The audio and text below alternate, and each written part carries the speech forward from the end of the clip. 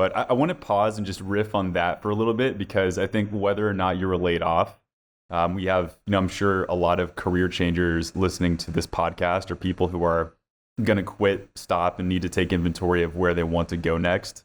So, regardless of the layoff or not, can you tell me how do I figure out where I want to go next, which seems to be such a tough thing to grapple with as a job seeker? Because as a job seeker, we can often say, I know what I don't want. I know I don't want a job that, ends up not treating me well, or a company culture that it's, not diverse, or et cetera, things like that. But we know what we're running away from, but how do we figure out what we're running towards?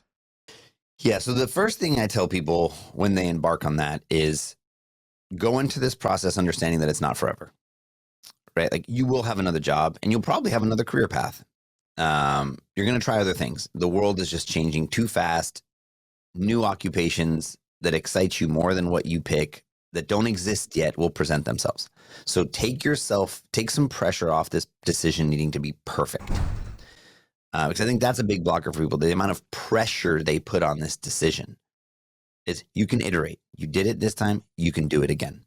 So first, get into a headspace of this is not etched in stone. It's not a forever decision that I'm making. Once you get there, then you give yourself permission to get in a little bit more of a testing, iterative mindset. Start to think about the times in your life that you had complete and total agency and control of your time and how you chose to use it. So examples are electives in school, weekend hobbies, the movies you choose to watch, the books you choose to read, the tutorials you tend to, the side projects you take on. These times that you have agency, not because you had to do it, because you wanted to do it, where your actions, you can learn from the actions you took. Because I think we trick ourselves, right? Like the example I use is I always say, like, I want to learn how to code. I've been saying that for 20 years and I still don't know how to code. So you know what? That's like a perceived interest, not a genuine interest. This thing you've been running in your head. That said, I'm going to give myself credit.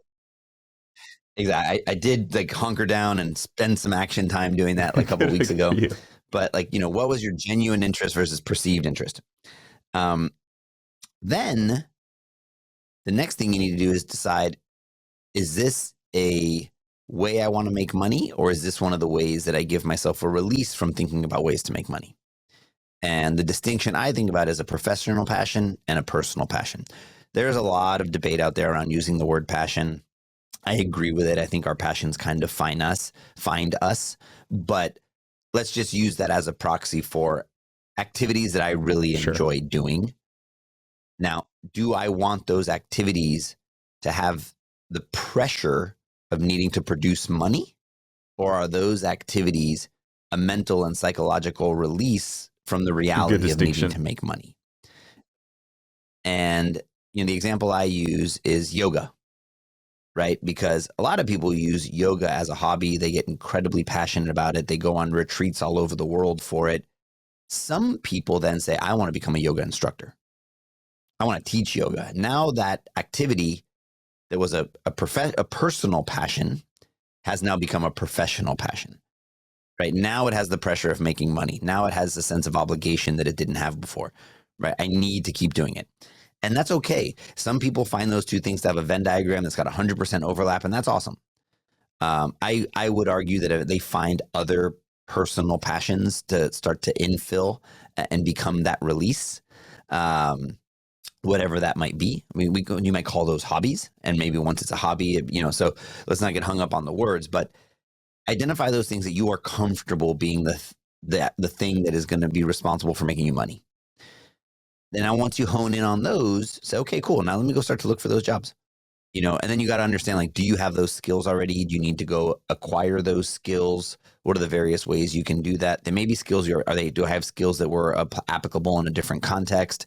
When I could, I always plan my friends' events. I loved it. Yeah. I always do it. Whenever my friends are running an events, this is not the case for me, but more hypothetical, I'm always the first one to like volunteer to plan an event. Oh, maybe I could event plan, and I don't have that on my resume, but I could do some things that help me structure that into a way that it's like a skill and a hard skill.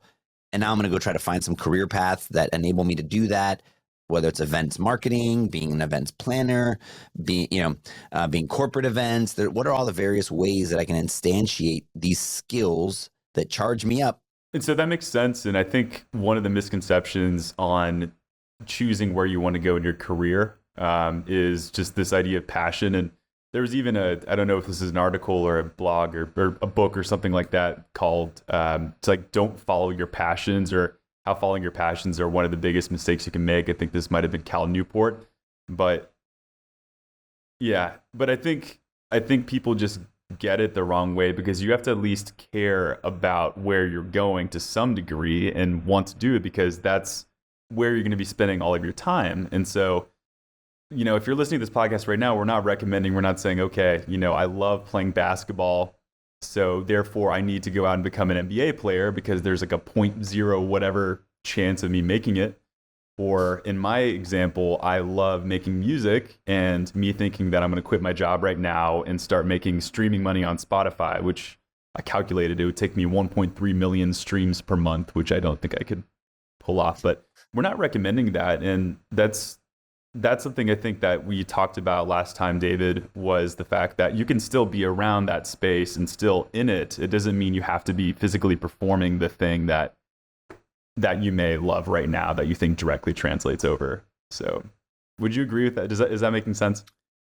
Yeah. And the way I think about it is like task and domain, right? Because you do a task and you do it in a domain. Those two things could be highly connected, right? So the domain is music, the task is playing guitar, right? But you could also, in your case, like make it a point to, specialize in helping musicians transition into tech.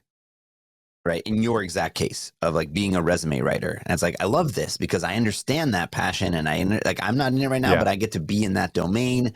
I bring a unique lens because I care about this topic, and I can connect with these people in a different way that someone that doesn't have this passion for this domain of music. And so figure out a way to thread that needle to incorporate the right amounts of that, but then preserve the parts that you don't want to have that pressure of making money. Right? Maybe you don't want that pressure of having to produce so much music, the life out of these hits. It's like, no, it's actually not what I'm after. That'd be too much for me.